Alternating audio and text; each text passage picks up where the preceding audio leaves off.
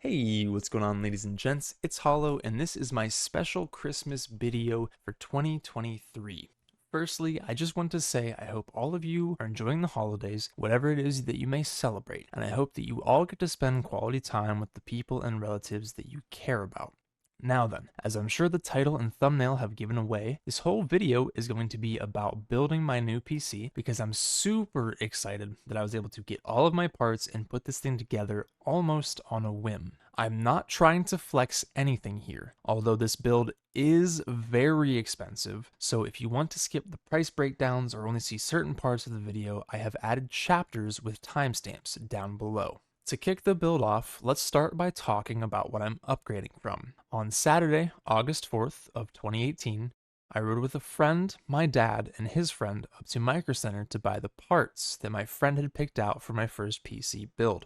I got a Ryzen 7 1800X, a NVIDIA GeForce GTX 1070 Ti for the Win Edition, a Gigabyte X470 Aorus Ultra Gaming motherboard, 16 gigabytes of DDR4 G-Skill Ripjaws RAM, a Corsair all-in-one CPU cooler, an EVGA 750 watt GQ power supply, and a Corsair 270R Carbide series case to house all of the components. The build theme was black with red accents and LED. While there, I also picked up the peripherals that I would need to run my first PC. As of the moment of writing the script, I am still using both of the monitors and the headset that I got that day. Though the earpads are worn down, the HyperX Cloud 2 headset has by far been one of the best purchases I have ever made. Now it's a fossil, but this PC and the peripherals at the time had cost me a total of just over $2,500. This alone was a feat as I was still in high school, but after a year of working part-time and saving up, it was money well spent to me.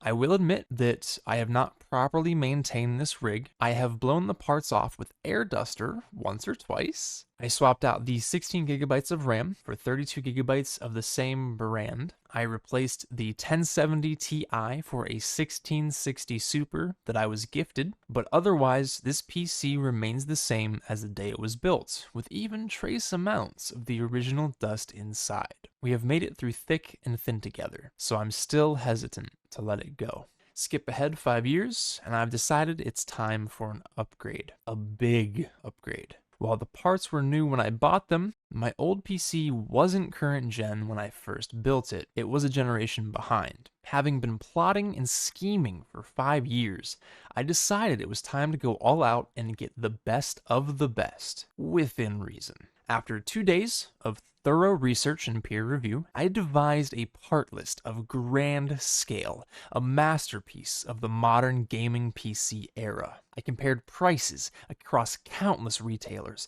and sourced parts from the most exotic locales. Enter the topics of today's scrutiny, combining both power efficiency and premium gaming performance into one decisive package: the Ryzen 7 7800X3D.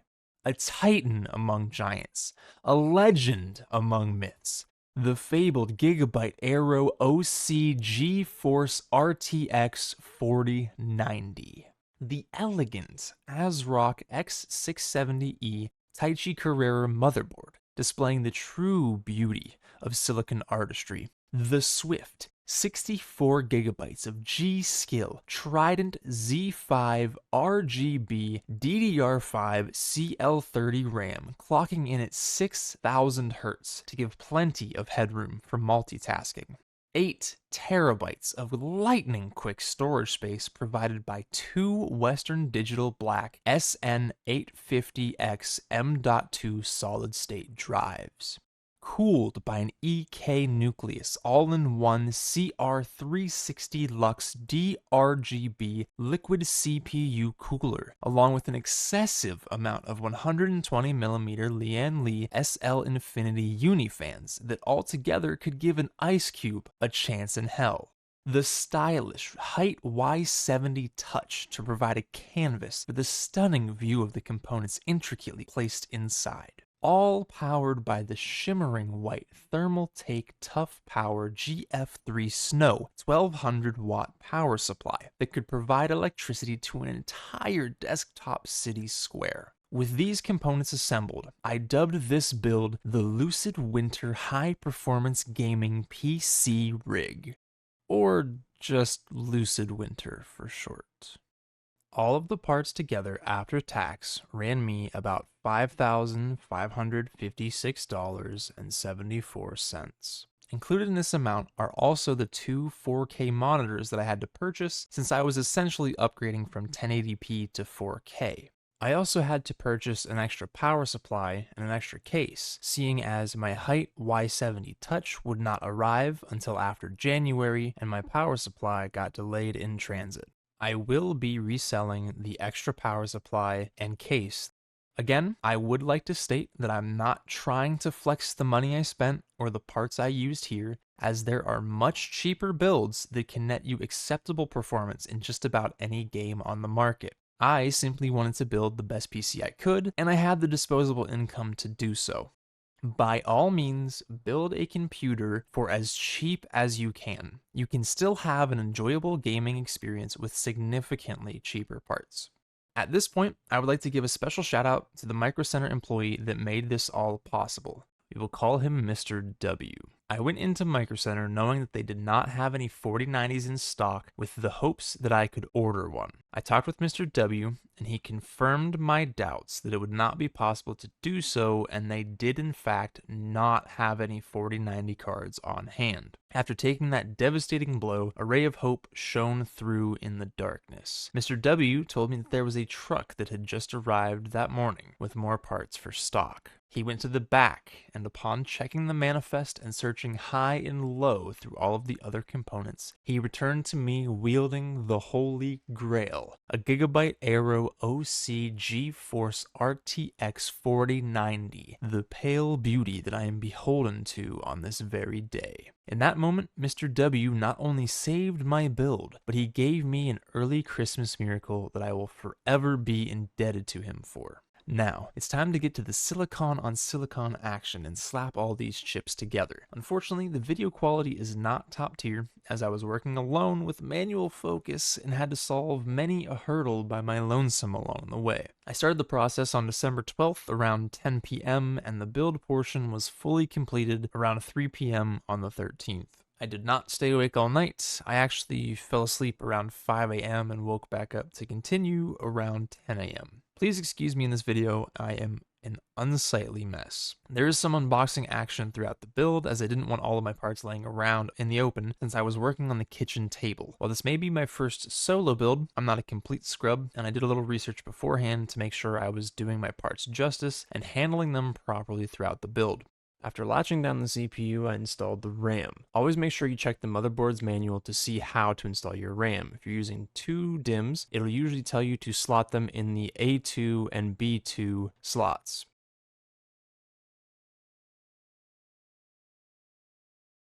I had something weird happen when I was pressing my RAM down into the slot. The latches didn't really want to come up even though I knew it was latched down, so I had to pull it back out, double check it, and push it back in. On both of the slots, the bottom latch didn't like to latch, so I had to manually push that one up. After the RAM, I installed both of my M.2 SSDs. This motherboard is great because they are hidden underneath of heat sinks. After unscrewing those, I made sure to peel off the plastic so that I wouldn't forget to do it later before I put the heatsink back on. This first M.2 slot is actually the blazing port for this motherboard. It is the fastest slot on the board. It already had the post to screw it down, so all I had to do was fetch a screw out of the motherboard box, which I had already closed up multiple times at this point, regrettably, to be able to screw it down.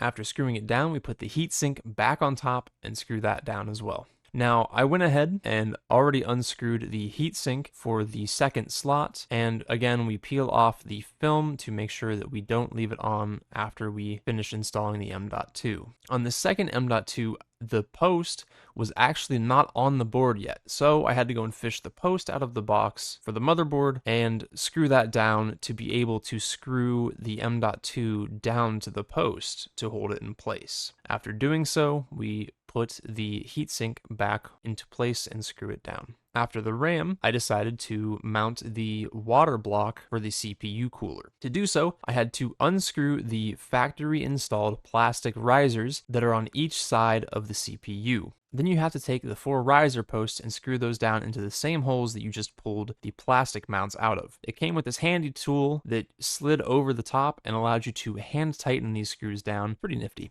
Then it was time to install the fans onto the radiator. I took 3 Lian Li SL Infinity uni fans that were reverse bladed. All of the Lian Li uni fans can attach to each other, and these posts can twist out if they need to sit flush, like they do on the radiator.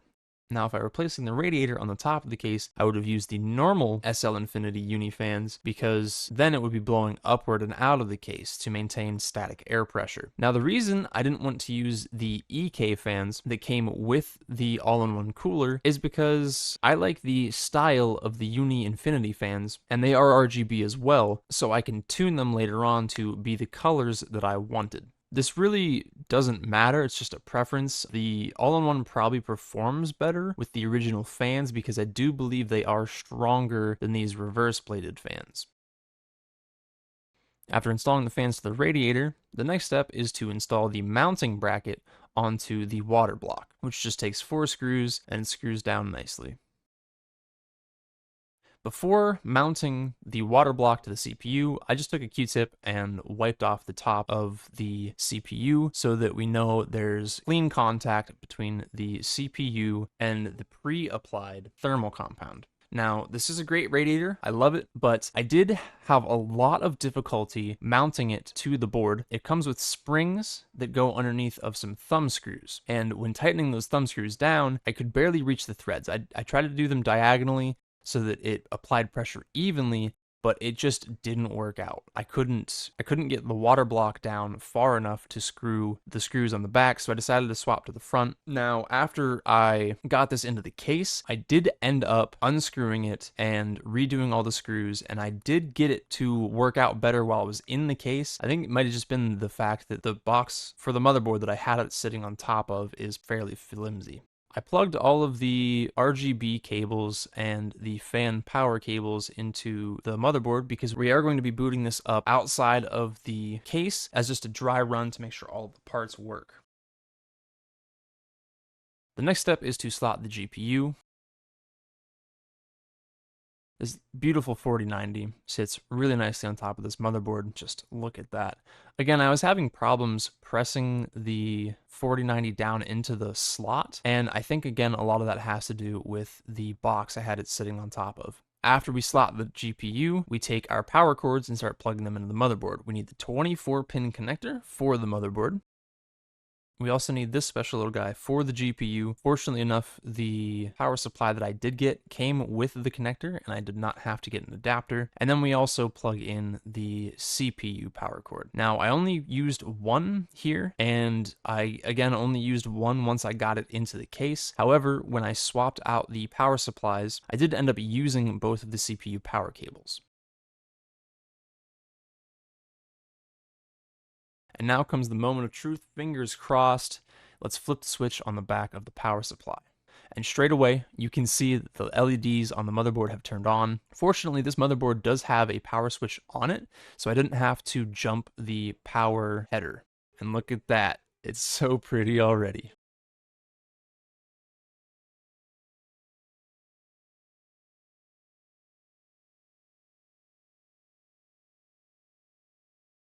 Now, our little LED readout said 15, and that code just means that it's missing an input. It did a couple more flashes while it was continuing to post on its own, and it came back to 15. After having plugged in the monitor, I got 98, so I shut it back down, plugged in a keyboard, and we got it to boot into the BIOS. It posted. So all of my worries are aside now. We are able to continue on. Just checking the BIOS real quick, we just want to make sure our processor and RAM are listed, as well as our storage. I did have to go through a couple menus to find the menu for the storage, but here it is. With it all put together, I just wanted to let it run, and it did stay steady on temps while in the BIOS. It is in the open air. It is going to have more airflow going through it, but everything looked great. Now that we did our dry run, we have to take everything apart and slap it back into the case. I didn't pull everything off of the motherboard because that's just silly. I left the all-in-one cooler on, but I did unplug all of the power cables and the GPU. You need to make sure you check the dimensions of your case versus your parts if you plan on getting a behemoth of a GPU like I did. I ordered the Height Y70 Touch, but it won't be shipping until closer to the 20th of January, so I had to get a stand-in case for the meantime. This case is really nice. Unfortunately, it is too small for what I needed, and I didn't do enough research to make me realize that. I will be transferring everything over to the Y70 once it arrives, but until then, I have to keep my fingers crossed and hope nothing falls apart. I know all of the parts will fit in that case, but I didn't do my due diligence and make sure they would fit within the interim case. It did come with 2 fans already installed in the case, but we're not going to use those, so I am taking those out. This case does fit ATX and eATX motherboards, which the Taichi Carrera is an eATX motherboard, but I have to move this panel to make sure it'll fit. So we just unscrew that, slide it around, and screw it back into place. Fortunately enough, the case had all of the same posts as were on the motherboard, but it was just missing one, so I had to screw that one in right here. So now that our case prep is done, we can drop the motherboard down in. This was not the easiest thing to do. That motherboard is actually really heavy, especially with everything installed on top of it. And this is where I started to see problems. It took me forever and a day to figure out how to finagle this water cooler radiator down into the front of the case. And then I ended up even having to pull it back out later, which was a pain in my butt. I ended up having to turn the radiator upside down so that the tubes were sitting up at the top of the case. While this normally is the incorrect way to install it, it won't be an issue seeing that the water pump is still below the top of the radiator, so no air will be able to pass into the water pump and fry it. In the morning after waking up, I screwed the radiator down, and then I screwed the motherboard down. And then I installed the 2 fans on the top of the case. The reason I couldn't put the radiator on top is because it only fits 2 120 fans as opposed to the 3 that I had on the radiator. Now, I did use the EK fans up on the top because I did not buy enough uni fans at this point. After screwing the fans in, we slot in the power cord for the CPU, and then we connect the power and RGB connector for these EK fans. After that, it is time to take care of all of the front panel headers. First we do the power and the LED for the power switch.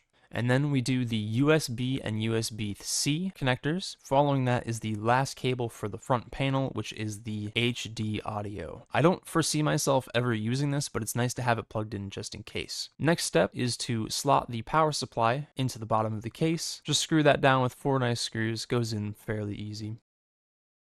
And then we plug it in to make sure we stay grounded. And now it's time for the big one, dropping the GPU down. We take out 2 PCIe slots because the 4090 is technically a 3.5 slot card, but it does only screw down in 2 spots. And this is where it happened. You can even see the moment where I realize that it's not going to fit. I try to slide it around a little bit, and then the realization hits me. It's just not gonna fit. But I did have an idea, and while it may be a dumb idea, we'll see if it works.